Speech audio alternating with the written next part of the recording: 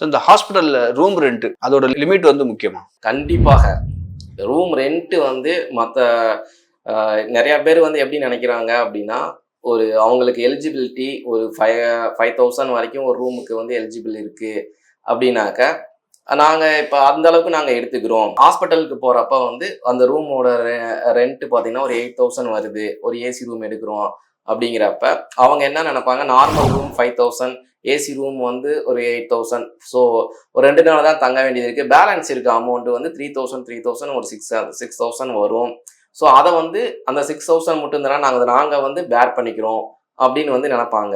But ஆனால் வந்து இன்சூரன்ஸை பொறுத்த வரைக்கும் அது எப்படி வந்து போகும் அப்படின்னா, அதாவது நம்ம ரூம் ரெண்ட்டை பொறுத்து டாக்டரோட ஃபீஸ் ஆகட்டும், மற்ற எல்லா செலவுகளாகட்டும் எல்லாமே வந்து பில்லில் வந்து சேஞ்ச் ஆகும்.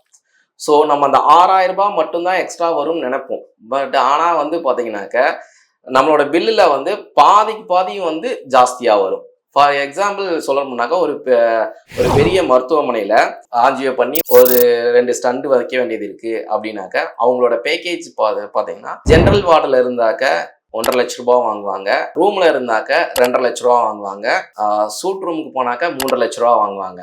ஸோ அவங்க இருக்க வேண்டியது மேக்ஸிமம் வந்து 3 to 4 days தான் இருக்க போறாங்க. ஸோ சேம் டாக்டர் தான் வந்து அந்த சர்ஜரி பண்ண போறாரு, அதே மெடிசின் தான் அவங்களும் கொடுக்க போறாங்க, அதே ரிப்போர்ட்டு தான் வந்து எல்லாத்துக்குமே வரப்போகுது. பட் ஆனால் வந்து இருக்க போற அந்த 4 நாள்ல ஜென்ரல் வார்டுக்கும் சூட் ரூமுக்கும் உள்ள வித்தியாசம் பார்த்தீங்கன்னாக்க 1,50,000 ரூபால இருந்து 3,50,000 ரூபா. ஸோ ஒரு டோட்டலாக வந்து 2,00,000 ரூபா அதிகமாகும்.